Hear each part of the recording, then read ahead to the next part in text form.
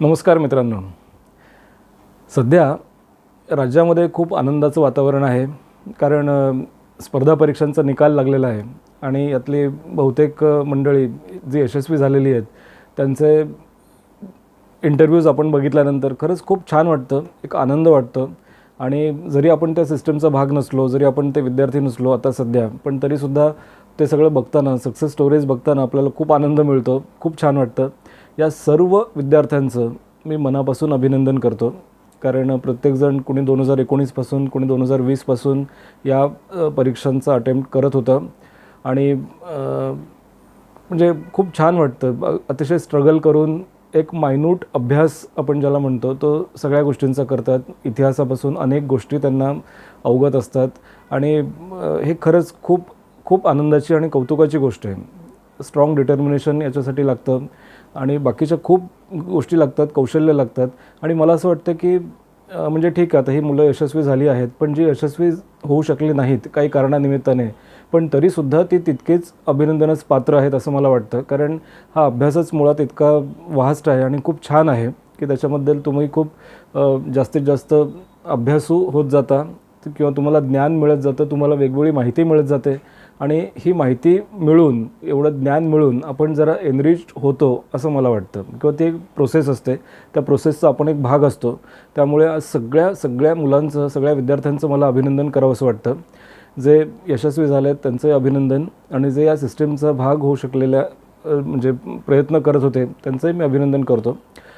अनेकांचे इंटरव्ह्यूज बघताना मला एक गोष्ट खूप चांगली वाटली, खूप आवडली. मला स्वतःला त्या गोष्टीचं खूप आदर आहे आणि कौतुक आहे. ते म्हणजे कोणत्याही विद्यार्थ्याने असं सांगितलं नाही की मी फक्त 18 तास 20 तास अभ्यासच करत होतो, मी बाकी सगळ्या गोष्टी बंद केल्या होत्या आणि मला काहीही दुसरं म्हणजे मी दिसत नव्हतं किंवा हे करत नव्हतं. तसं नव्हतं. तर मला खूप छान वाटलं. अगदी त्यांनी सगळ्या गोष्टी कबूल केल्या की 8 तास 10 तास 12 तास आम्ही अभ्यास करत होतो. हे खरं आहे, कारण विषयच एवढे वास्ट असतात, तो आवाका इतका प्रचंड मोठा असतो की तेवढा वेळ तुम्हाला द्यावाच लागतो, त्याशिवाय कुठलाही पर्याय नसतो. पण त्याचबरोबर यांनी मग थोडंसं ध्यान लावणं किंवा मग बाहेर एक मोकळ्या हवेत फिरणं, थोडासा सूक्ष्म व्यायाम करणं किंवा थोडंसं बाहेर काहीतरी ॲक्टिव्हिटी करणं, थोडंसं मनोरंजन स्वतःचं होईल असं करणं किंवा स्वतःचा एखादा छंद जोपासणं, या गोष्टींकडे सुद्धा लक्ष दिलं होतं. आता लक्ष दिलं म्हणजे तो अर्थात फोकस तेवढा शिफ्ट होतोच, कारण तुम्हाला एक इतका महत्त्वाचा अभ्यास करायचा म्हटल्यानंतर पूर्ण 100% फोकस तुमचा त्याच्यावरतीच असतो. पण त्याही पलीकडे जाऊन एक माणूस म्हणून, एक व्यक्तिमत्व म्हणून त्यांनी बाकीच्याही गोष्टींचा तितकाच एक विचार केला होता, हे मला आवर्जून म्हणायचं आहे. म्हणजे मला मनोरंजन हे आवश्यक आहे, प्रत्येकालाच मनोरंजन आवश्यक आहे, हे खरं आहे. पण आता आपण स्पर्धा परीक्षांची तयारी करतो आहे आणि 6-6, 7-7 तास आपण जर मनोरंजनासाठी दिले तर ते काही बरोबर नाही. पण 12-13 तास तुम्ही सलग एक बैठक घेतल्यानंतर एखाद तास तो विरंगुळा खूप महत्त्वाचा असतो, आपल्या मेंदूसाठी सुद्धा, शरीरासाठी, मनासाठी आणि येणाऱ्या परत नवीन अभ्यासासाठी, आव्हानांसाठी. त्यामुळे ही गोष्ट मला खूप आवडली. मनापासून कौतुक करतो मी सगळ्यांचं अभिनंदन करतो.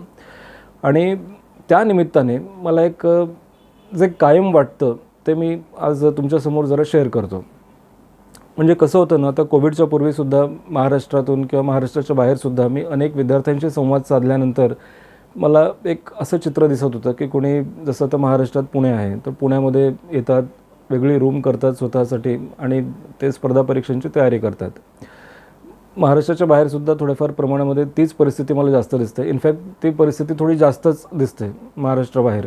मुंबईसारख्या ठिकाणी ते प्रमाण थोडंसं कमी आहे. म्हणजे स्पर्धा परीक्षांची तयारी करण्यासाठी मुद्दाम कोणी वेळ, फार तर बँकिंगसाठी लोक एक हे करतील किंवा रेल्वेच्या परीक्षा असतात, स्टाफ सिलेक्शन असतं, त्याच्यासाठी कदाचित वेगळा वेळ काढतील थोडासा.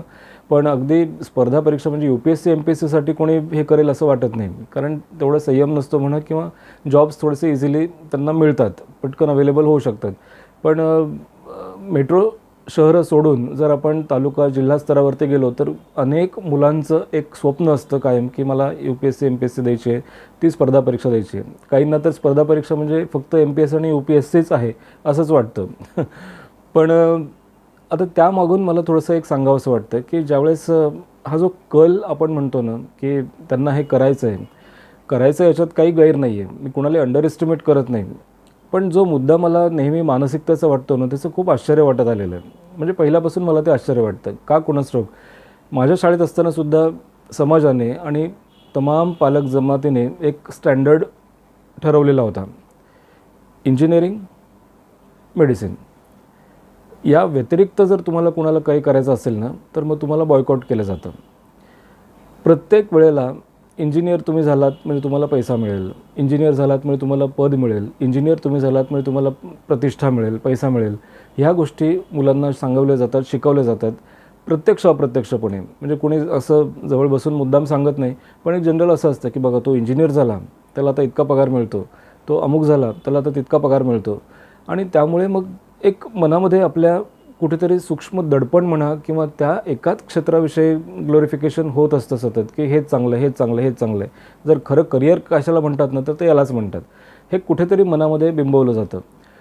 गेल्या काही वर्षांमध्ये मला स्पर्धा परीक्षांच्या बाबतीमध्ये सुद्धा हेच चित्र दिसायला लागलेलं आहे. आणि मग थोडंसं कधी असं वाटतं की ही झापडं उघडून ही मुलं का बघत नाहीत किंवा दुसरे काही ऑप्शन्स का ट्राय करत नाहीत.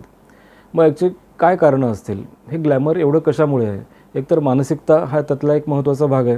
लाल दिव्याची गाडी किंवा जे सिनेमांमधून किंवा याच्यात दिसतो की IAS ऑफिसर म्हणजे असं एक ग्रेट पर्सनॅलिटी असते आणि त्याला खूप अधिकार असतात आणि तो वाटेल ते गोष्टी करू शकतो, त्याला बऱ्याच गोष्टी जमू शकतात. जणू काही तो हिरो असतो. जसं सिनेमांमधला हिरो कसा असतो की त्याला गोळे लागले तरी तो मरत नाही. पण जर सर्वसामान्य त्याच सिनेमामधला एखादा मॉबमध्ये किंवा रस्त्यावरून जाणारा जरी माणूस असेल ना, तरी त्याला शरीराच्या कुठल्याही अवयवावर गोळी लागली तरी तो मरू शकतो, कारण तो बॉलिवूडचा सिनेमा आहे. त्यामुळे हा जो प्रभाव आहे, तो प्रभाव कुठेतरी आहे.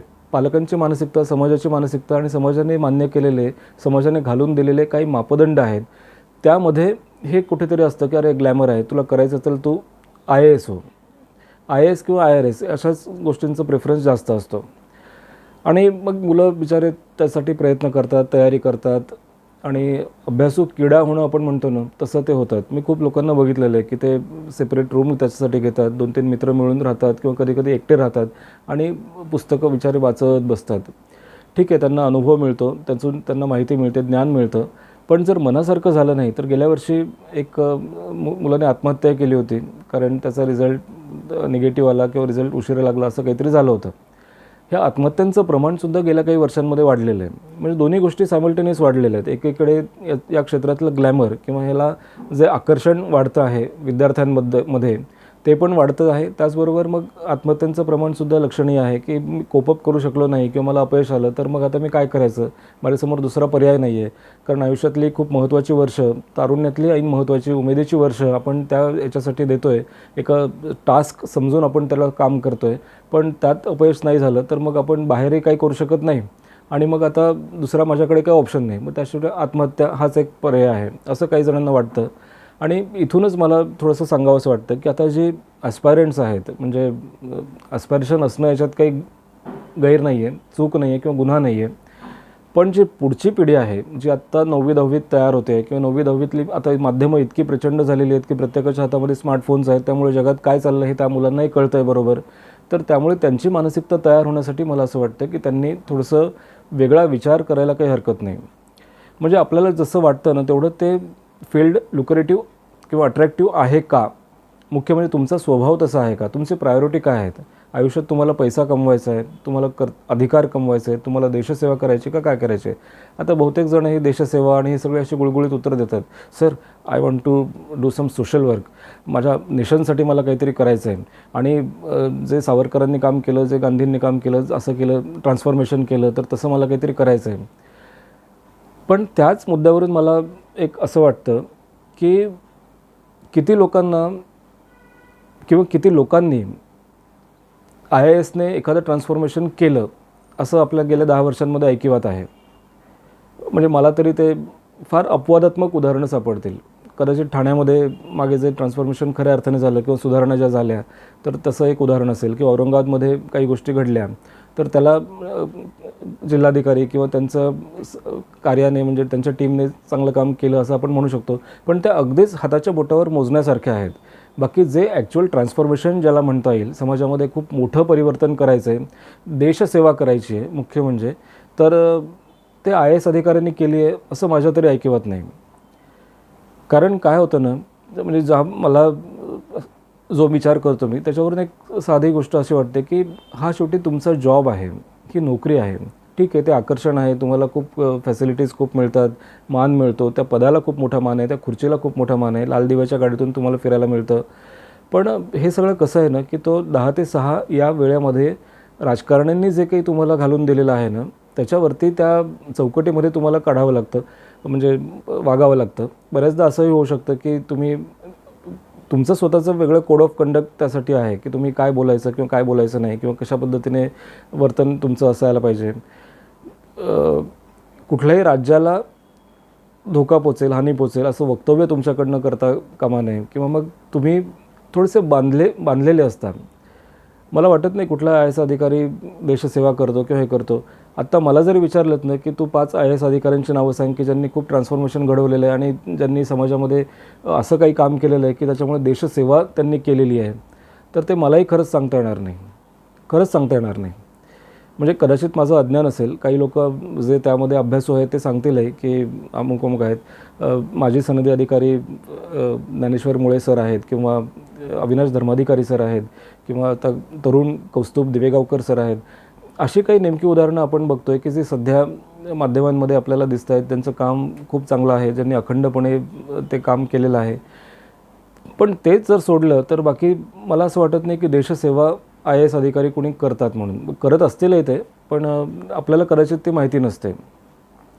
पण एक गोष्ट नक्की आहे, की जर खरंच तुम्हाला तसं काहीतरी काम करायचं आहे, ट्रान्सफॉर्मेशन करायचं आहे, किंवा देशासाठी काहीतरी करायचं आहे, तर मग बाबा आमट्यांचं काम आपण बघू शकतो, किंवा सिंधुताई सपकाळांनी जे काम केले ते करू शकतो. ही नावं इतक्या प्रमाणामध्ये लोकांच्या पुढे आहेत.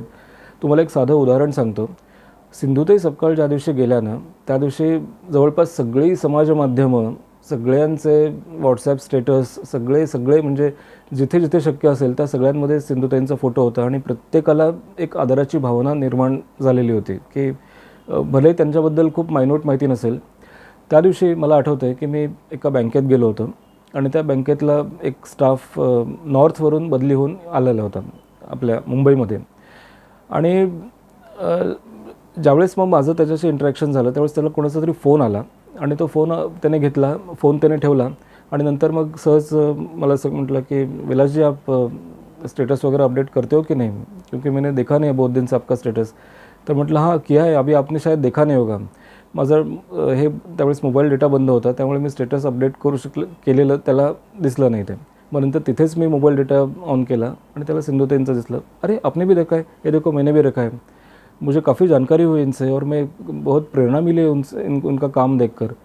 2-4 हज़ार बच्चों को संभालना, उनकी माँ होना, ये कितना कितना बड़ा काम है, अपने आप में कितना बड़ा काम है. मैं इधर बैंक में जॉब करता हूँ, तो मुझे ऐसे लगता है कि अरे 10 से 6 महीने कितना बड़ा काम कर दिया. लेकिन इन लोगों को जब देखता हूँ तो मुझे ऐसे लगता है कि अरे क्या बात है, ये ऐसे सब ऊपर वाले की मर्जी से होता है. आणि त्यावेळेस मला लक्षात आलं की यांचा रीचआउट किती प्रचंड प्रमाणात आहे. आता योगायोग म्हणा किंवा हे म्हणा, पण असं भाग्य IAS ऑफिसरला मिळू शकतं का, किंवा त्याचं काम तशा पद्धतीने होऊ शकतं का? कारण 10 ते 6 ही कदाचित शिस्त असेल त्याच्यामध्ये, किंवा आणखीन काही असेल, पण ॲक्च्युअल डुअर्स बाबा आमटे सारखी लोक आहेत, पांडुरंग शास्त्री आठवलेंसारखी लोक आहेत, नानासाहेब धर्माधिकाऱ्यांसारखी लोक आहेत, मदर टेरेसांसारखी लोक आहेत, की ज्यांनी समाजामध्ये बरंच काही ट्रान्सफॉर्मेशन केलेलं आहे. त्यामुळे मला फक्त एवढंच वाटतं की तुम्ही स्वतःशी प्रामाणिक राहा. ज्यावेळेस मुलं असं आपण सांगतो ना, मला देशसेवा करायची आहे, मला अमुक करायचं आहे, तर तसं काही होत नाही. पैशांचं आकर्षण हे महत्त्वाचं असतं. एक ग्लॅमर आहे त्या पोस्टला, त्याच्यामुळे आपण भुलून इकडे हे करतो. पण त्याला खूप मर्यादा आहेत असं मला वाटतं. एकदा त्या सिस्टीममध्ये गेल्यानंतर जिथे तुम्हाला करप्शनचं कदाचित सामना करावा लागतो, किंवा तुम्ही एक राजकीय याचं प्यादं असल्यासारखं तुम्हाला कदाचित व्हावं लागतं, त्यावेळेस मग पश्चातापाची वेळ येते की अरे आपण इतका अट्टहास का केला, त्यापेक्षा दुसरे पर्याय का नाही आहेत. आणि हे मला डायरेक्ट मुलांपेक्षा सुद्धा जास्त पुन्हा एकदा समाजाला विचारायचं आहे, कारण मी गेली अनेक वर्ष पालकांच्या मानसिकतेवरतीच जास्त विचार करतो आहे की हा समाज आपण जे म्हणतो ना, की ते इतकं स्टँडर्ड करून सोडतात ना, की त्याच्या पलीकडे out of the box thinking असं म्हणतो ना, ते कोणी केलं ना की लोकांना लगेचच काहीतरी वेगळं वाटतं, आणि ते नको असं करावं असं वाटतं की नाही हे चांगलं नाही, कारण त्यातून पैसा मिळत नाही. फक्त मापदंड पैसा आणि करिअर यांचाच घातला जातो. एखादा मराठी विषयाचा अभ्यासक आहे, किंवा एखादा इंग्रजी साहित्यावर ज्याने प्रभुत्व मिळवलेलं आहे किंवा दुसऱ्या कुठल्याही त्याच्या आवडीच्या विषयावरती प्रभुत्व मिळवलेलं आहे, तर त्याने जो स्ट्रगल केलेला आहे तो पण तितकाच महत्त्वाचा आहे.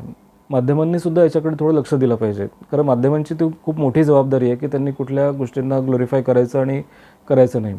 मग ठीक आहे, कौतुक सगळ्यांचंच केलं पाहिजे. अचिव्हर्स असतात त्यांना आपण जरूर एक हे केलं पाहिजे, कौतुक केलं पाहिजे, त्यांचं अभिनंदन केलं पाहिजे. पण त्याही पलीकडे जाऊन अशा गोष्टींसाठी पण मोटिवेट केलं पाहिजे. आता एक प्राण्यांचं मानसशास्त्र करणारी पण एक वेगळी शाखा आहे आणि काही मुलं मला सांगतात की मला त्याच्यामध्ये खूप जास्त इंटरेस्ट आहे, मला ते करायचं आहे. किती वेगळी ब्रांच आहे, किती वेगळं फील्ड आहे ते. तर अशा काही गोष्टींचं तुमचं स्वतःचं ॲप्टिट्यूड असणं हे मला जास्त महत्त्वाचं वाटतं. म्हणजे IAS होणं हे स्वप्न बघणं चुकीचं आहे असं मला वाटत नाही. तुम्ही जरूर बघा, पण त्याबरोबर ह्या बाकीच्या गोष्टींचा पण विचार करा. केवळ ग्लॅमरला बोलून, केवळ पैशांना बोलून किंवा केवळ आपल्याला सुविधा मिळतील, महागाई भत्ते मिळतील, प्रचंड प्रमाणात नंतर पेन्शन मिळू शकतं किंवा आणखीन बऱ्याचशा सुविधा मिळू शकतात, त्या आकर्षणाला बोलून तुम्ही उगीचच खोटी खोटी लेबलं लावू नका की देशसेवा करायची आहे किंवा ट्रान्सफॉर्मेशन करायचं आहे, मला काहीतरी करायचं आहे. असे लोक कदाचित खूप दुर्मिळ असतात की जे स्वतःच्या याच्यावर करतात, पण मग त्यांचं आयुष्य तितकंच खडतर असतं. आपण बघतो त्या सिस्टीममध्ये राहून, त्या अशा एका सिस्टीममध्ये राहून तुम्ही नैतिक मूल्य तुमची सांभाळणं किंवा स्वतःला सचोटीने वागणं किंवा तुम्हाला तुमचं एथिक्स, व्हॅल्यूज ह्या सगळ्या गोष्टींसहित काम करणं हे बऱ्याचदा शक्य होईलच असं नाही. त्यामुळे ह्या सगळ्या गोष्टींचा सारासार विचार विद्यार्थ्यांनी करायला पाहिजे असं मला वाटतं. थोडंसं वेगळे विचार करा. तुम्हाला जे ॲक्च्युअल आवडतं, तुम्हाला ज्यामध्ये इंटरेस्ट आहे, तुमचा ॲप्टिट्यूड काय सांगतो, या गोष्टींकडे जास्त लक्ष द्या. आता या स्पर्धांमध्ये आपल्या भारतामध्ये खरं तर हाच एक मोठा भाग आहे की स्पर्धा प्रचंड प्रमाणामध्ये आहे. म्हणजे 2020-21 सालामध्ये सुद्धा अंदाजे 10,50,000 काहीतरी विद्यार्थी अपेअर झाले होते. अशा 10 लाखांमधून काही पोस्ट येतात किंवा 10 लाखांमधून काही जेमतेम शेकडो मुलं सिलेक्ट होतात फायनलला, कारण तेवढ्या पोस्ट अवेलेबल असतात म्हणून. त्यामुळे तसं बघितलं तर 1-2 हजारामध्ये एखादा विद्यार्थी पास होण्याचे चान्सेस अशा स्पर्धांमध्ये आहेत, अशा परीक्षांमध्ये आहेत. त्यामुळे एकतर कॉम्पिटिशन प्रचंड प्रमाणामध्ये आहे. मग नैराश्य येतं मुलांना. मुख्य म्हणजे काय होतं, सगळ्यात महत्त्वाचं मला एक असं वाटतं की याच्यामध्ये हा जो क्रायटेरिया आहे किंवा नोकरी सोडून किंवा नोकरी पूर्णवेळ नोकरी सोडून या मुलांना अभ्यास करावा लागतो, काम करावं लागतं. त्यामुळे मग थोडंसं कदाचित अडचण येऊ शकते. आणि त्यावेळेला मला असं वाटतं की अशा काही गोष्टी घडतात जिथे आपण तो सारासार विचार करू शकत नाही. म्हणून मग थोडंसं या गोष्टीवर भाष्य करावं वाटतं की तुम्ही वेगवेगळ्या क्षेत्रांना एक विचार करा, वेगवेगळ्या क्षेत्रांचा विचार करा आणि शेवटी मग समाज आणि या गोष्टींकडे लक्ष न देता स्वतःला तुमचं स्वतःचा इंटरेस्ट एलिमेंट काय आहे तो बघणं, तुमच्या कॉम्पिटन्सीज काय आहेत ते आयडेंटिफाय करणं हे जास्त महत्त्वाचं आहे असं मला वाटतं. जसं आत्ता मागे एकदा माजी सनदी अधिकाऱ्यांचं वक्तव्य मी ऐकलं होतं समाज माध्यमांमध्येच. त्यांनी खूप छान सांगितलं होतं की तुम्हाला जे करायचं आहे ते तुम्ही करू शकता. म्हणजे आणि सगळ्यात महत्त्वाचं म्हणजे त्यांनी काही गोष्टी शासनाच्या वतीने पण सांगितल्या की शासनाने थोडीशी फ्लेक्सिबिलिटी त्याच्यामध्ये ठेवली पाहिजे. जर एखाद्याला 50 वर्षानंतर असं वाटलं की मला IAS व्हायचं आहे किंवा मला त्या सिस्टीमचा एक भाग व्हायचा आहे, तर त्यात काय गैर आहे? म्हणजे तशी फ्लेक्सिबिलिटी आपण का नाही ठेवत? जनरलिस्ट ज्या पोस्ट असतात त्यापेक्षा स्पेशलिस्ट पोस्ट अधिकाधिक वाढल्या जाव्यात, अधिकाधिक केल्या जाव्यात, म्हणजे जेणेकरून सगळ्यांवरती एक हे होईल. बहुतेक वेळेला असं होतं ना की एका केमिकल इंजिनियर असतो की जो 4-5 वर्ष केमिकल इंजिनिअरिंगचं शिक्षण घेतो किंवा एखादा बायोलॉजिस्ट असतो तो 3-4 वर्ष त्या मायक्रोबायोलॉजीमध्ये हे करतो, पण नंतर मग एखाद्या स्पर्धा परीक्षा देतो आणि त्याचा एक व्यवस्थापनाचा कोर्स करतो आणि मग जनरलिस्ट म्हणून तो काम करतो. तर त्यापेक्षासुद्धा स्पेशलिस्ट पोस्ट अधिकाधिक वाढवण्यासाठी आपण का प्रयत्न करू नये? एज बार जो आहे तो अशाच अधिकाऱ्यांना एज बार का हे करू नये? मग ठीक आहे, आता 50-52 वर्ष जर त्याने केलं तर पुढचे 7 किंवा 8च वर्ष त्याला सर्व्हिस करायचा एक भाग्य मिळेल. पण ते 7-8 वर्ष का होईना, पण त्याला तो आनंद मिळेल, कारण त्याचा तो ॲप्टिट्यूड आहे आणि त्याला ते करावंसं वाटतं, जेन्युइनली करावंसं वाटतं. त्यामुळे ते जे सर होते त्यांचं म्हणणं मला त्या दृष्टीने पटलं, पण ते प्रॅक्टिकली किती शक्य आहे खरंच माहिती नाही. कारण या अशा गोष्टी होतात ना की ज्या ऐकायला आपल्याला चांगल्या वाटतात, पण ॲक्च्युअल प्रत्यक्षामध्ये त्या इम्प्लिमेंट होत नाहीत. त्यामुळे एक मला चांगलं वाटतं की ही जी काही IAS अधिकारी मंडळी आहेत की ज्यांनी खरंच आपलं कर्तृत्व सिद्ध केलेलं आहे. मग त्याच्यामध्ये जसं आपण मगाशी उदाहरणं घेतली, अविनाश धर्माधिकारी सर आहेत किंवा ज्ञानेश्वर मुळे सर आहेत, कौस्तुभ देवगावकर सर आहेत किंवा असे अनेक आहेत. म्हणजे एकाचं नाव घेतलं तर दुसऱ्यावर अन्याय होईल कदाचित, पण मी स्वतःला ज्यांना रिस्पेक्ट करतो आणि मला त्यांच्याकडे बघितल्यानंतर असं वाटतं की हे कम्प्लीटनेस आपण ज्याला म्हणतो ना ते आहे, की यांचा स्ट्रगल कधी थांबलेला नाही आहे. म्हणजे असं नाही आहे की आता मी परीक्षा पास झालो म्हणजे आता अभ्यास करायचं बंद झालं, आता मला माहिती नाही मिळाली तरी चालेल, आता मला सगळं कळलं, मला इतिहास कळला, मला भूगोल कळलं, मला सगळं कळलं, असं नाही आहे. आता नवीन संघर्ष सुरू होतो. पास झाल्यानंतर प्रत्येक वेळेला अभ्यास करावा लागतो, मायन्यूट अभ्यास करावा लागतो. एखादी केस आल्यानंतर तुम्हाला एखादा कोणाचा मंत्र्यांचा दौरा असला तर त्याच्यासाठी पुन्हा एकदा नवीन तयारी करायची असते. कृषी आहे म्हणजे शेतीपासून त्या जमिनीच्या सगळ्या मायन्यूट अभ्यासापासून खूप गोष्टी नव्याने परत कराव्या लागतात.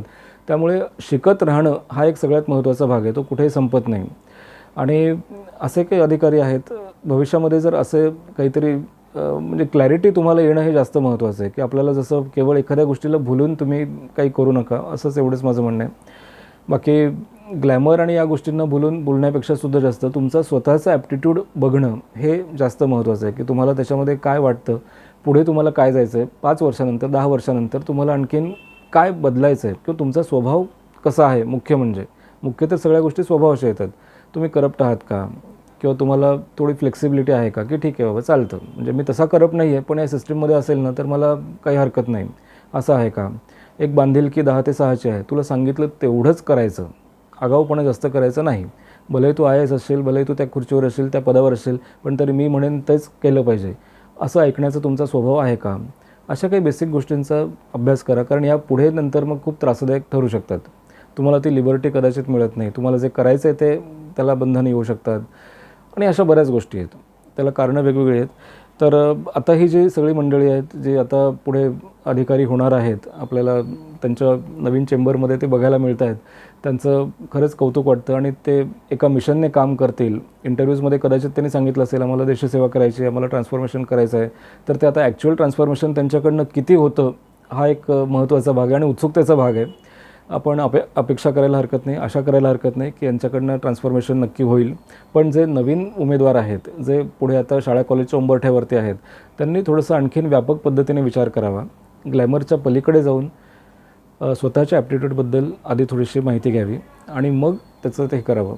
करिअर चांगलं किंवा वाईट असं काही नसतं. हे चांगलं आहे ते वाईट आहे असं काही नाही. अगदी तुम्ही कुठलीही गोष्ट करायचं म्हटलात ना तरीसुद्धा ती आनंदाने केलीत, मनापासून केलीत, पूर्ण डेडिकेटेडली केलीत तर त्याचं महत्त्व 100% आहे. पुन्हा नवीन विषयासह भेटूया. तोपर्यंत नमस्कार.